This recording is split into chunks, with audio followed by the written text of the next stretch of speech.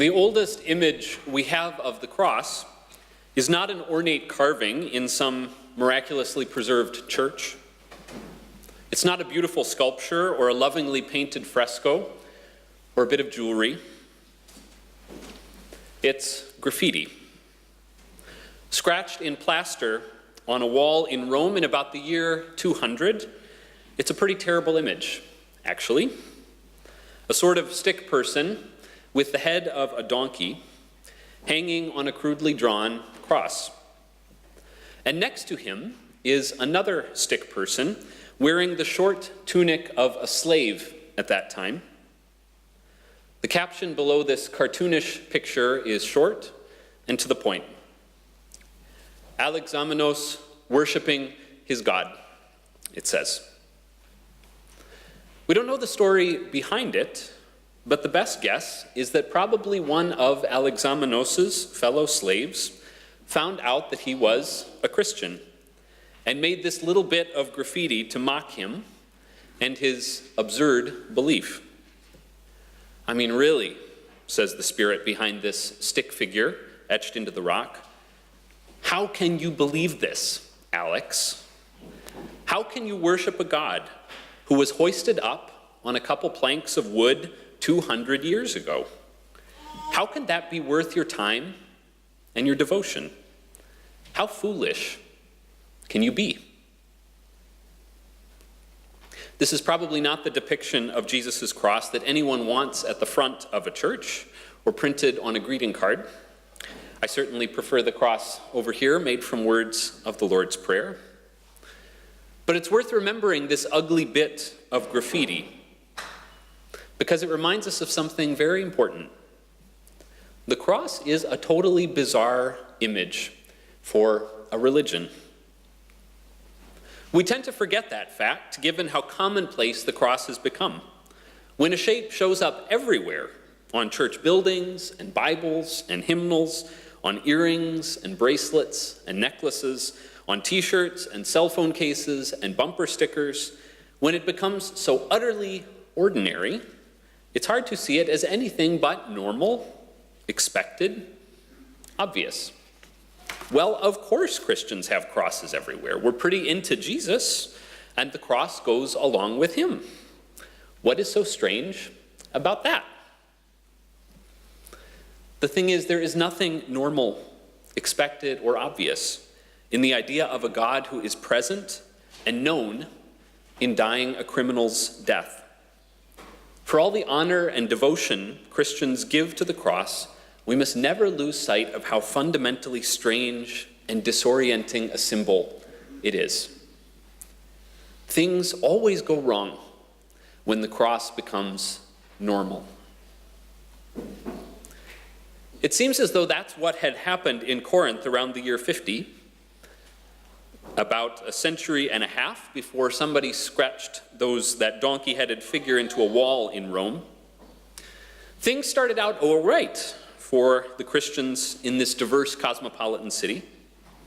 The community of the church there was a diverse, motley bunch.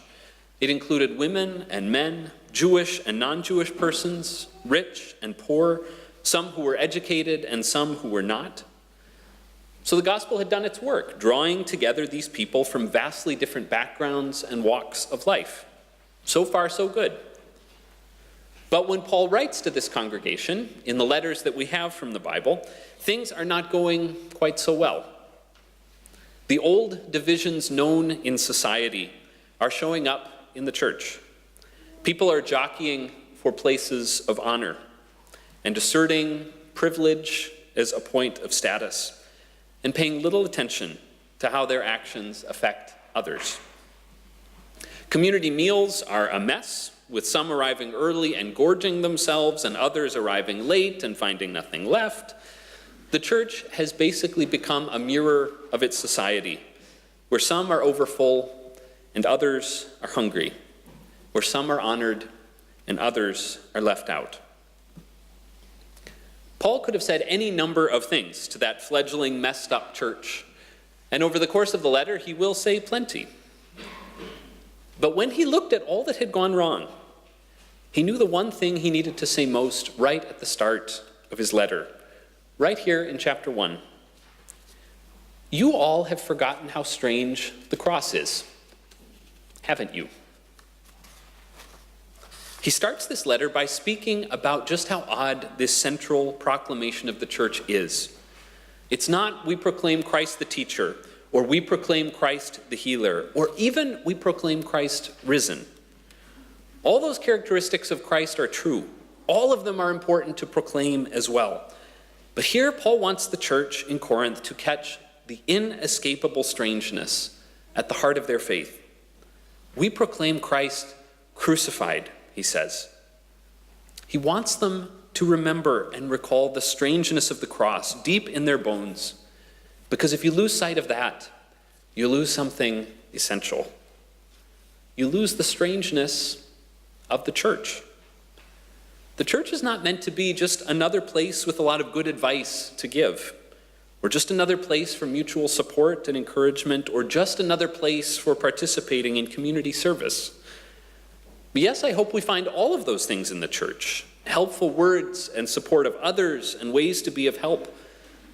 But nothing quite turns the world upside down the way the proclamation of Christ crucified does. That picture takes our common wisdom and turns it on its head. I was a bit hooked on the Winter Olympics this year. In many ways, it felt like a welcome diversion. And one evening a couple of weeks ago, I was watching a recap of the ski jumping finals on the BBC, where one of the athletes soared through the air and pointed his body perfectly like an arrowhead and seemed to me to land an extremely good jump. But you could tell from his body language that he did not agree with my assessment. He was several meters short of his goal. And the announcer flatly said, "Well, there go 4 years down the drain." It's a more crass way of putting it than I think we would normally use. But the announcer was essentially summing up a whole lot of the common, accepted, normal way of seeing the world. If you don't win, you lose, and your time was wasted. By that logic, of course, by that common wisdom, Jesus does not come out looking so good. Well, there go 3 years of good ministry down the drain. There go 30 years of life down the drain. There go 500 years of people's hopes down the drain. For all the world, the cross looks like a failure. Instead of going on to lead his people in a revolt, instead of becoming king or high priest or gold medalist in water walking, Jesus is killed by the powerful. The cross looks like failure, but Paul sees things differently.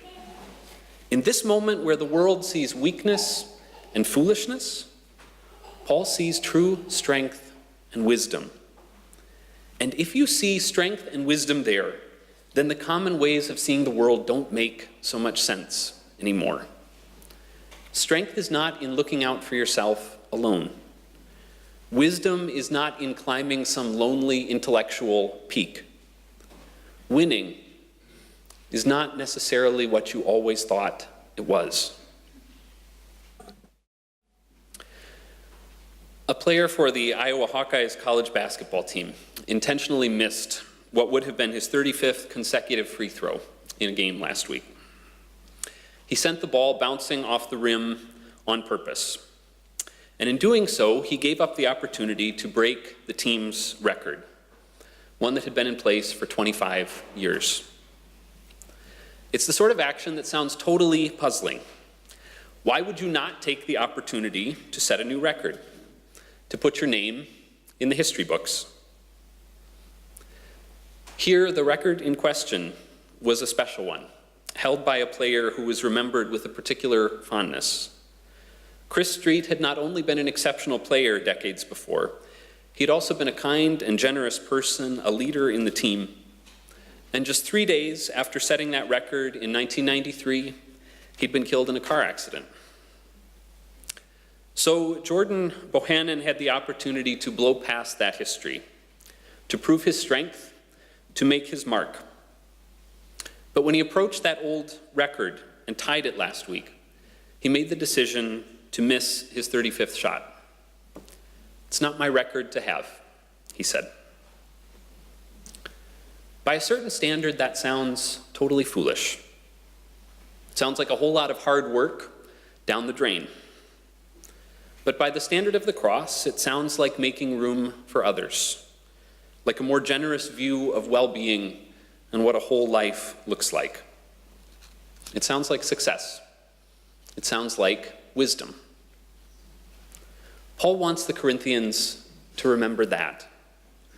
To remember that if our picture of true strength is one who gave his life for friends and enemies alike, then strength is going to look different in our lives as well. It's not going to look like jockeying for position. It's going to look like making space for others. It's not going to look like grabbing as much as I can for myself. It's going to look like being sure others have enough. It's not going to look like me over here and others over there. It's going to look like a single body with many members.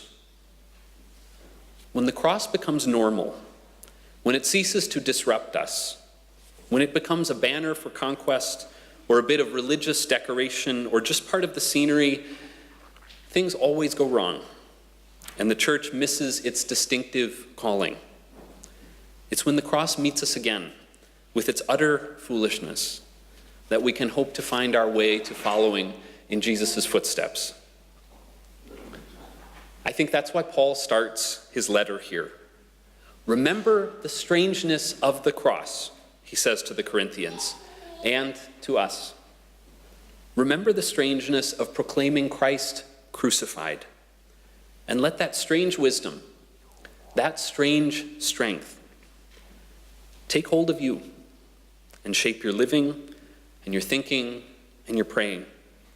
Let it form you and your community so that you begin to resemble this strange God, whose foolishness is wiser than human wisdom, whose weakness is stronger than human strength. Amen.